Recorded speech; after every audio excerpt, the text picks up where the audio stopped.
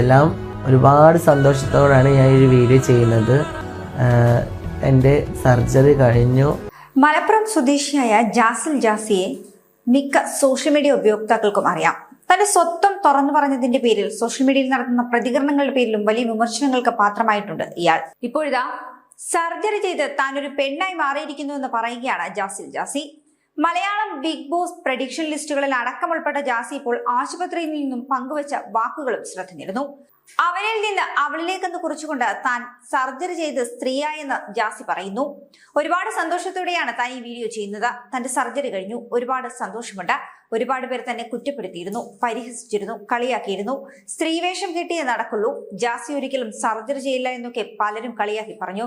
ഇതിലും വലിയൊരു തെളിവ് തനിക്ക് ഇനി തരാനില്ല എന്ന് കൂടി പറയുകയാണ് ജാസി. താനൊരു സ്ത്രീയായി മാറിയതിൽ ഒരുപാട് സന്തോഷമുണ്ട്. തന്നെ സ്നേഹിച്ചവരുണ്ട്, സഹായിച്ച നല്ല മനുഷ്യരുണ്ട്, തനിക്ക് വേണ്ടി പ്രാർത്ഥിച്ച ഒരുപാട് പേരുണ്ട്. അവരോടെല്ലാം നന്ദിയും പറയുന്നുണ്ട് ജാസി ഈ ഒരു വീഡിയോയിലൂടെ.